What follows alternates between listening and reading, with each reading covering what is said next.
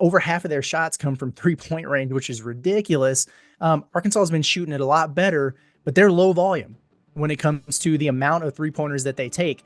You got to make up that gap somewhere. So if you're going to give them up, you got to knock them down. If you're not going to knock them down, you have to keep Illinois, you run them off the 3-point line, whatever you got to do. But you have to make up for that gap somewhere. We're talking to the people following your SEC team and college basketball the closest. This is One-on-One. Today we're talking to Curtis Wilkerson from Inside Arkansas and Pod at the Palace. I guess I'm not introducing him to anyone from Arkansas really, but if you're from another SEC fan base, that's who we're talking to today. Curtis, how are you doing today?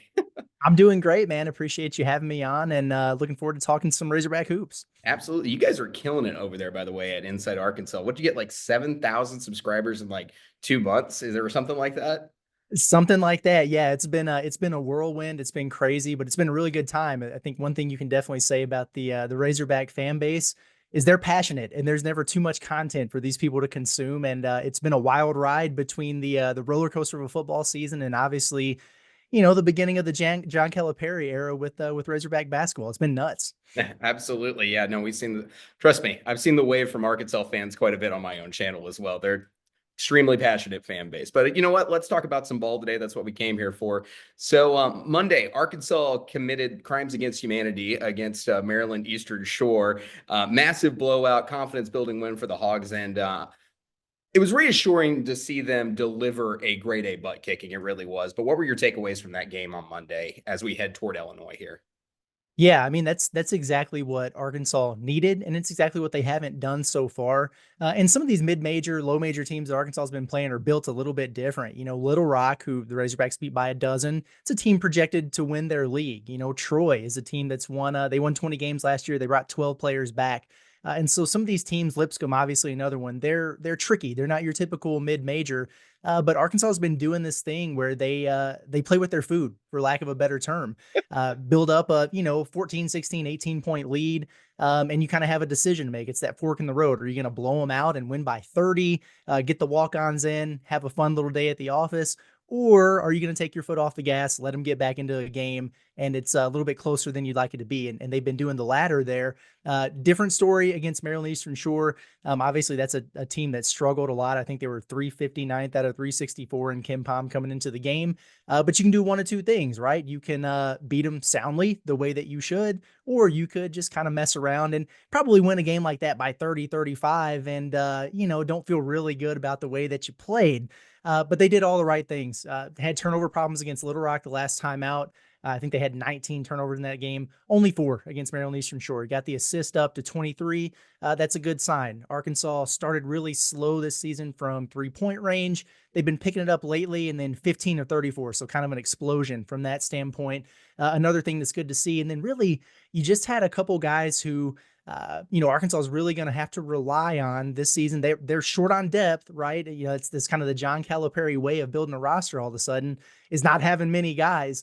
So you need to be able to hit on everyone. Your evaluations have to be sound. Johnell Davis, the top transfer portal prospect in the country, has not been as advertised so far. And he had a wrist injury early in the year, 4 straight games where he hadn't scored in double figures. And you're thinking, okay, what's really going on here? He started to find the bottom of the net, hit 4 threes, 16 points. It was good to see him get going. And then Karter Knox, a McDonald's All-American freshman who scored like crazy throughout the course of his career. He led the EYBL in scoring 3 straight seasons. He's scoring like 27 a game at overtime elite. He's just a guy who's wired to get buckets. And he was doing the opposite of that early in the season. I think he started 4 of his first 25 from the field, 1 of 16 from 3. Was kind of a mess, but he broke out of that slump after airballing his first shot last night, mind you. Which we're thinking, oh boy, here we go again. John Calipari was not happy about that. But then he gets it going, finishes with a game-high 21 points, 8 of 14 from the field, makes 3 3-pointers. Seeing both of those guys getting going makes you feel good if they can start to stack those performances, because so far you've had to really, really rely on, guys like Boogie Fland and Aidoo to do the heavy lifting offensively. Absolutely. You know what? I had the Johnell Davis question already ready to go and ready to ask you. You just went right into it, man. So yeah, no, you're exactly right. I've been sitting over here. That was one of my biggest complaints so far, because his usage rate was down 10%, just about, from what he was at FAU last season. And it's been crazy. It's like, please give Nelly Davis the ball. just please give Delly Davis the ball and let him get some offense going. It was great to see him do that last night. You're right, 16 points, 4 assists, 5 rebounds, hit 4 threes. Great night, went plus 49. And then Carter Knox, he shot 36% at OTE while he was at Overtime Elite. And it was great to see him getting some shots hit as well. The second thing, though, I've really wanted to see, and I just don't know if we're there yet with it, Jonas Aidoo. Getting him back to full health has just been something Arkansas needs. It's really, I feel like, going to be something that's going to unlock this team even further. He's a consistent scorer. He had great points per 40 minutes over at Tennessee last year. I think he was third best on the Volunteers, defensively dominant, great rim protector. What's the latest on him? And is there any chance we're going to see him in this Illinois game on Thanksgiving?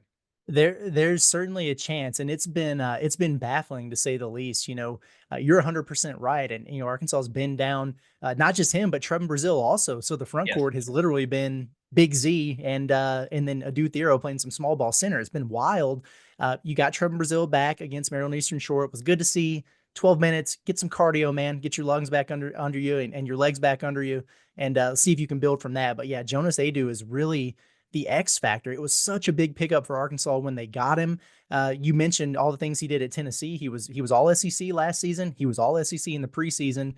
All of that is for a reason, and he completely changes the dynamic for Arkansas when it comes to toughness, physicality, rim protection, pick and roll defense, and then just having somebody that they can throw the ball into on the block who can get you a bucket. Because right now, it's kind of crazy to see Arkansas where they're at in terms of effective field goal percentage, ranking really high nationally.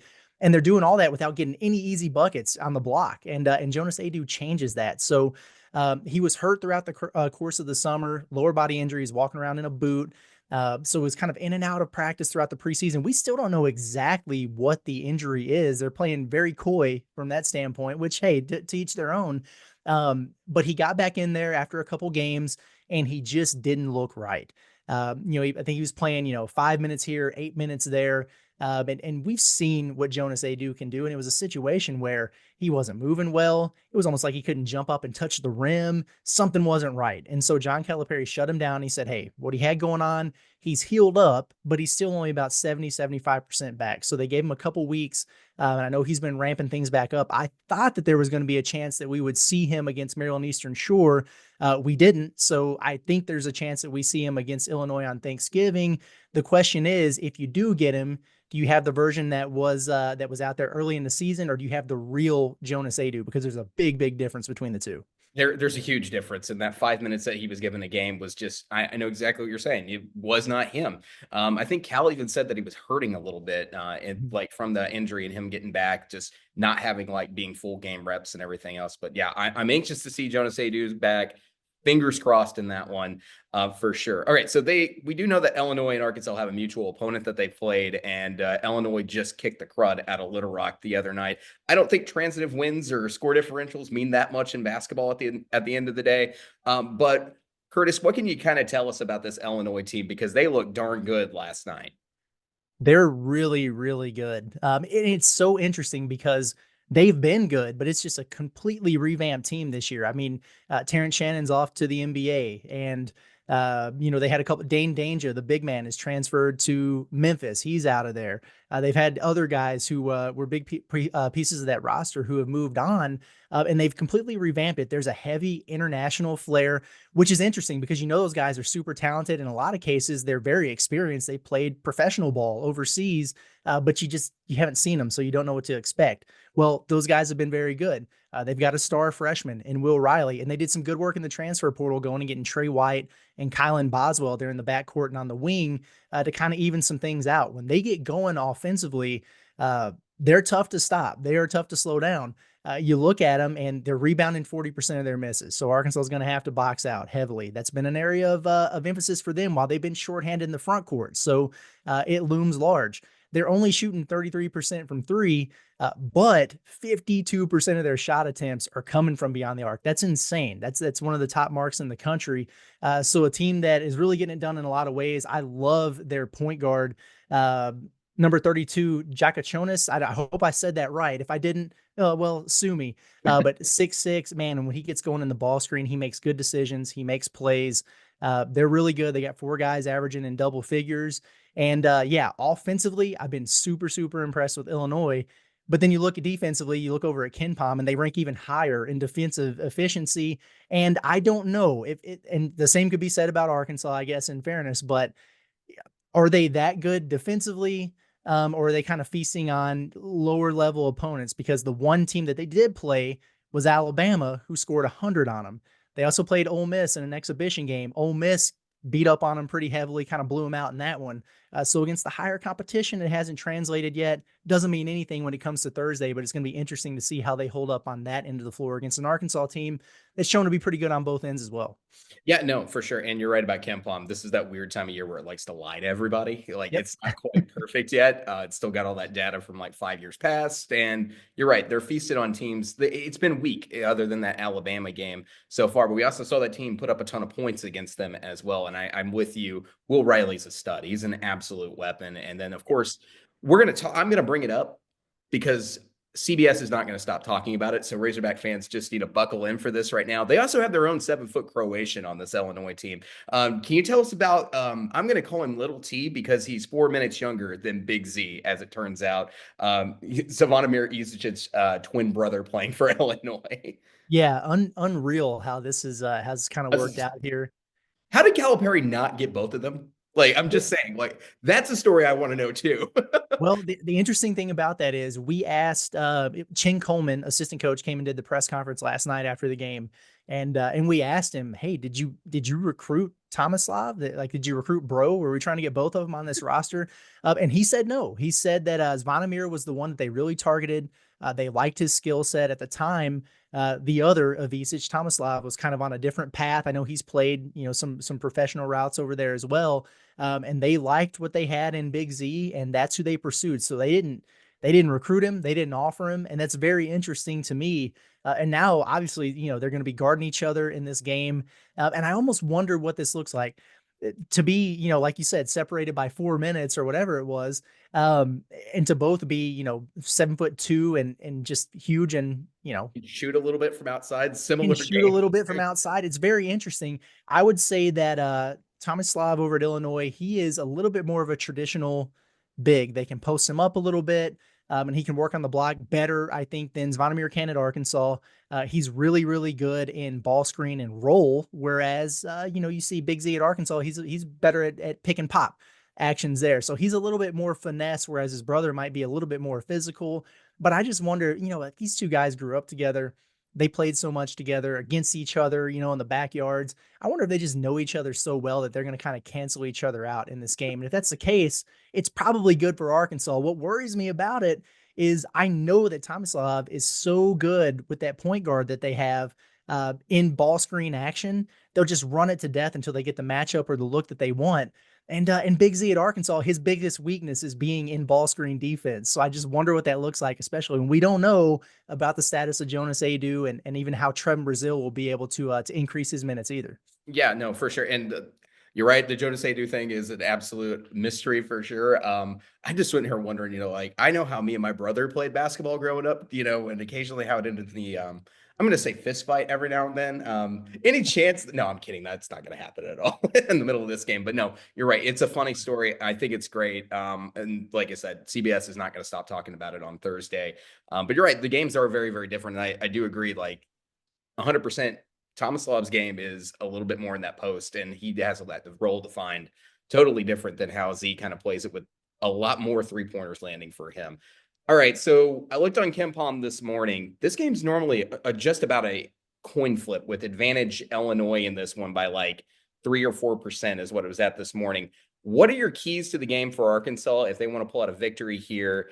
And how do you think the Razorbacks fare on Thursday? I think the biggest thing for Arkansas, I would go with 3. One is really going to be that ball screen defense. I mean, in Arkansas, to their credit, people say John Calipari can't coach defense anymore, but here they are without Jonas Aidoo, and they're 7th in the country in defensive efficiency. And they feasted on some lower level opponents too, but they lost that game to Baylor. They actually locked them up pretty well there. So some encouraging signs there. Ball screen defense was a big issue for them in that Baylor game. How are they going to handle that against a team that does it at a really high level with Illinois? So we'll see about that. keeping Illinois off of the offensive glass, especially if you're shorthanded in the front court. That's something that they thrive on and something that Arkansas struggled with a little bit. And then just the 3-point differential. And what I mean by that is, like we said, Illinois, over half of their shots come from 3-point range, which is ridiculous. Arkansas has been shooting it a lot better, but they're low volume when it comes to the amount of 3-pointers that they take. You got to make up that gap somewhere. So if you're going to give them up, you got to knock them down. If you're not going to knock them down, you have to keep Illinois, run them off the 3-point line, whatever you got to do. But you have to make up for that gap somewhere. If that means you're not knocking down threes and they are, can you get to the free throw line and make up for the difference there? Whatever that takes to kind of offset that, I think is going to be really important for the Razorbacks in this game. And they're going to need, like you need Johnell Davis, I think in particular, to stack good performances here. If you're going to beat really good teams in these spotlight neutral site games, your best players have to play well. And I think you can pretty much count on Boogie Fland, Aidoo to be really good for you. DJ Wagner has been really solid so far, but Johnell Davis is kind of your guy. And I think everybody knows that. So getting him going on the big stage, I think would be really important for Arkansas. I'm very torn on this game. I kind of have the feeling that we might be looking at a track meet, especially looking at Arkansas wanting to play fast, getting a little bit healthier and deeper. And then Illinois, I guess somewhat surprisingly to me, they're playing at a top 25 tempo in the country right now. So it should be a lot of fun. It should be up and down. This strikes me as one of those classic game of runs where you might see both teams be up by 8-10 points at different times throughout the game, a little bit of back and forth. I would probably give a slight edge to Illinois right now, just not knowing what Aidoo's status is. If I knew he was right and he could even give you 15 quality minutes, I might feel a little bit differently, but I'm just not sure enough to go there just yet. It should be a good game, though. I agree. It's going to be a great game. And I'm like you. I feel like a fully healthy Arkansas team. I lean Arkansas despite what Kim Palm's saying right now, because Kim Palm doesn't have, for instance, it's saying that Nelly Davis is a role player right now on Kim Palm. It doesn't have much right now on how Jonas Aidoo is playing on this season. There's some lying going on with Kim Palm right now, but yes, I'm like you. I think Arkansas, absolutely healthy Arkansas beats Illinois. This is good. Should be an absolutely great game. And one that Arkansas really does need one quality win really here in conference play so far to get on their resume. And hopefully this is a Q1 opportunity when the net finally does come out. Razorbacks hopefully taking one. That's my hope. I know this is the first time, though, I will say a guest has picked the other team so far on our one-on-one series. So this is going to be interesting. There we go. I got to keep it real with the people, And I was going to say that the other two pick their own school, and both of them lost the games because we did Alabama for Purdue and then Arkansas Baylor. So there we go. The first to pick Illinois. Let's see what happens here, Curtis. There we go. I like it a lot. And I got to be strategic when I do this. And I have the perfect out with the question mark for Aidoo. That's easy for me. And then if he plays and Arkansas wins, I go, oh, well, yeah, I figured if he would have played, they would have taken care of business. You're 100% right about the just needing a kind of a signature win. It is important for Arkansas. It is important for John Calipari starting this thing off. Missed opportunity against Baylor early on. And then you look ahead a little bit. They have this road game at Miami. Doesn't have the luster that you thought it would because they've really struggled out of the gates. There's almost pressure on you to go get that road win now. And then your only other high quality game in the non-conference is at Madison Square Garden against a Michigan team that, frankly, I don't think is quite as good as Illinois is. So that's all you got. May, though. Yeah, you still got Dusty May in that Michigan that's team. Right. And another cool story, right? Because then you're going to have Johnell Davis. Yeah. So cool stuff, man. Yeah, Cal does this. I had a Kentucky guy on last year.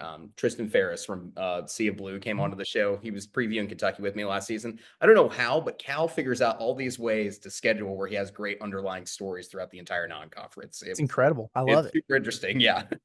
All right. And then he's even bringing Oakland to Bud Walton Arena after what happened to him in the tournament last year. So everyone's gonna be watching that, expecting Jack Golke to be running out, and it's like, no, he actually went to the NBA. He's gone. He had like a small contract. Exactly. Curtis, why don't you tell everybody where they can find Inside Arkansas at, and tell them about Pot at the Palace? Yeah, for sure. A couple places. Make sure you get subscribed to our YouTube channel, Inside Arkansas.